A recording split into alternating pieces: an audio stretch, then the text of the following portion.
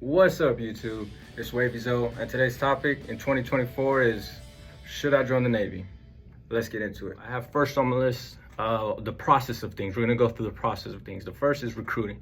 Now, I come from California, the Long Beach area. Shout out to my recruiters out there. And you want to go to a recruiting office that you feel comfortable with, a recruiter that you're comfortable with. Fortunately for me, they were straight up with me in the process. I had really cool recruiters. And the process basically goes, it took me 3 months. Now, that may be long or short depending on your situation. I know some people, as far as signing and doing the whole process, took them 3 weeks. So everybody's case is different. For me, I had to do paperwork for my kids. There's medical paperwork, there's job histories, and kind of like a background check type of a deal, family history. And it took me 3 months, which was 3 months, which was okay with me. But if you're looking to get in a little sooner, make sure you let your recruiter know, and they should be able to help you out. And now, while you're doing this process, you're constantly going back and forth. And if you have a good recruiter, they should be in contact with you or available all throughout the process. If you need a ride, they'll pick you up. And they'll do a good job of, I believe, keeping you in the DEP program, which is like program that kind of like every month you get together with other people trying to join the service, and they get you like doing like different events like PT type deals, or just things that kind of build some type of camaraderie and get you kind of your mindset like on joining the military and what life will be kind of like. They try to keep you in the loop with that while you're going through this whole process. And make sure to ask a lot of questions. Make sure that your recruiter's straight up with you. And in any case, if you feel uncomfortable, definitely you can change recruiters, or you could do a couple, shopping around a little bit, So don't ever be afraid to shop around. All right, and for number 2, we got MEPS. Now, MEPS and recruiting kind of coincide with each other. They go hand in hand. But the MEPS process is, it's a building separate from your recruiting office, and you go there to do like the official paperwork, so to speak. You're gonna bring in basically all the paperwork that your recruiter got you. You're gonna confirm it at the MEPS office. You're gonna do a medical there that involves your vision, your hearing, some blood work, a piss test, and a medical examination. Now, all these you probably searched online. You can see there's different processes for them, but the piss test for sure, you're gonna be, I know you heard stories about it, you're gonna be in a stall with all the other dudes, be ready to and being looked after by somebody right there, making sure you guys not trying to pull any funny stuff. So you're gonna be pissing, and then also you're gonna be butt naked, fully stripped down when you're doing your medical exam, because they're gonna run whatever test that they do in the military to make sure you're fit or okay, whatever exam that is. So be prepared for that. And also you're gonna turn in your paperwork and talk to somebody like not a recruiter, but somebody that works there, like a job, somebody who searches up jobs for you, see what you qualify for based off your ASVAB score. Now, if you don't know about ASVAB, I suggest you Google search it. There's ways to prepare for it. And now the higher you get on your ASVAB opens up the amount of jobs you can get in the military. So you definitely want to do good so that you have a more variety of jobs that are offered to you. Now, if you're going for a specific one, make sure you see what kind of score you need to get that specific one. And when you talk to the recruiter, make sure you emphasize it to them, like, this is the one I'm talking to. Don't let them try to sway you or tell you it's not available, or whatever case it is. If it's not available or they're trying to sway you, then you can move to another one, or you could wait for it, but don't let them pressure you into signing anything. Speaking of signing anything, if you sign anything, make sure whatever they're offering you, whether it's a bonus, some type of incentive, how many years, what your job is, make sure it's all written down on paper.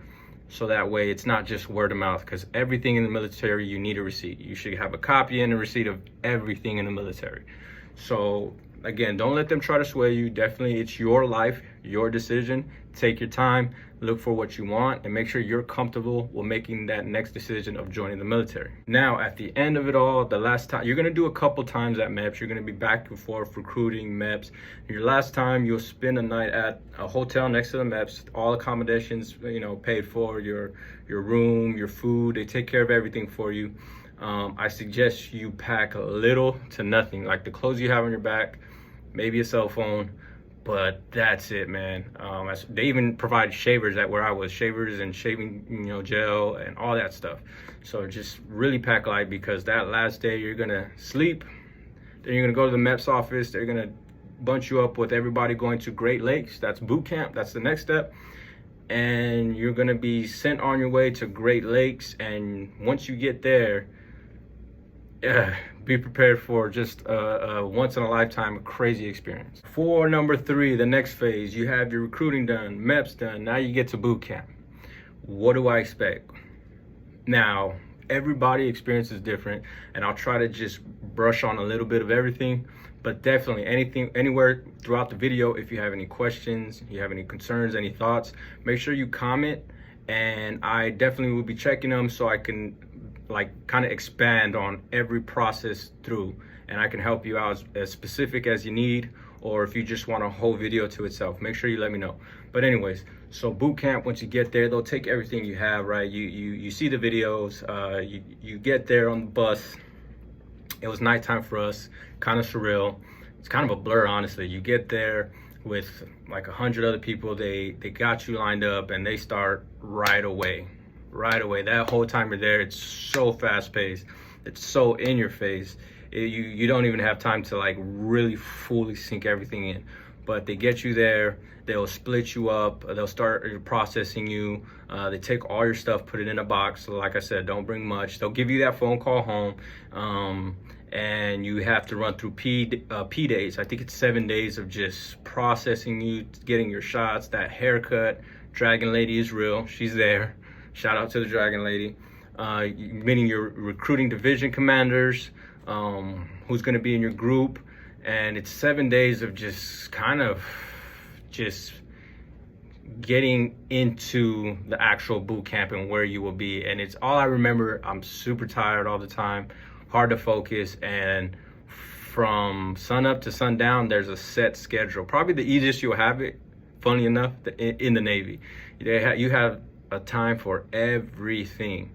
Definitely don't come in with an ego, and definitely come with an open mind. I think it's best to come with everything settled at home, so you have no worries mentally, and just with an open mind, man. You will get yelled at, you will get beat, you will have you'll be tired all the time, you will have days where you feel like quitting. But as the weeks progress, I was in the 10-week boot camp. I think now it's 8. I was in the 10-week, but through the process it will get easier. Don't let anybody get you down. I did see people who seemed like they wouldn't make a day in it last the whole way, and people that seem like, oh man, they got it together, get set back or separated for whatever reason. So just be strong, man. Everybody has to go through it. It's definitely an experience. I would say it's one of the funniest places that you can't laugh, man. I'm talking about, I got stories for days in boot camp. It is hilarious, man. But understand, it's an environment created for you to kind of the first process of sifting out if this is really what you want to do or not. So if this is what you want to do, you're gonna make it through P days, then learn how to fold your shirts, and you're gonna get to your ship and just learn like the basics. Learn how to do a bed, learn how to do your uniforms. A lot of back and forth to medical, a lot of back and forth to the Freedom Hall where you do your PT, a lot of back and forth to the Chow Hall. That's the spot. If you know about the peanut butter, you know about the peanut butter. If you don't, you'll find out. Learn about the culture of the military. Learn about its etiquette. You'll have a lot of learn how to march. It's like you're a baby, man. They really take all these weeks learning how to firefight. But they take all these weeks to really kind of indoctrinate you into the military, man. All going up to battle stations, which is a epic, tiring but epic last couple days before you graduate, where you really feel a sense of achievement. It's one of the proudest moments of my life, and it's unforgettable, man. So really try to soak it in. Again, I know you're gonna have ups and downs, but if I can do it, you guys can do it. Trust me, man. Just keep on keeping on, man. It's gonna get hard writing them letters, making them phone calls. But they've treated me bad out here. They're yelling at me and stuff. But trust me, man, if it's a life-changing experience, and you'll come out of it a better man or woman, for sure. And it's one of the proudest moments of my life. All right, everybody. So we made it through the recruiting. We made it through MEPS. We made it through boot camp. Now you're going off to A school. Now, I would describe it like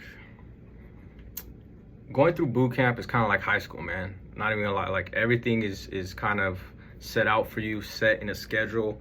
You're dealing with a lot of childish things. I mean, they're teaching you how to fold clothes, man. They're telling you when to take a shower. It's like high school. You know, you're living back with your mom, and you still got rules and regulations to go back. Now, when you get to A school, I'm stationed in Pensacola, but there's different A schools for different jobs in the Navy. It's kind of like going to a junior college where your freedoms, you do get a little bit more freedoms. You still have rules and regulations to go by. But you do get a little bit more freedom, but you're kind of in junior college, right? Like you're still living with your mom. So when you go home, you know, you still got rules to go by, but you have a little freedom. And what I mean by that, you start learning about duty sections, about duty days, about different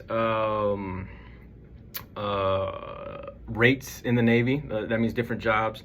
And you'll still sort of have a schedule set out for you, but once you have your free time, it's called Liberty.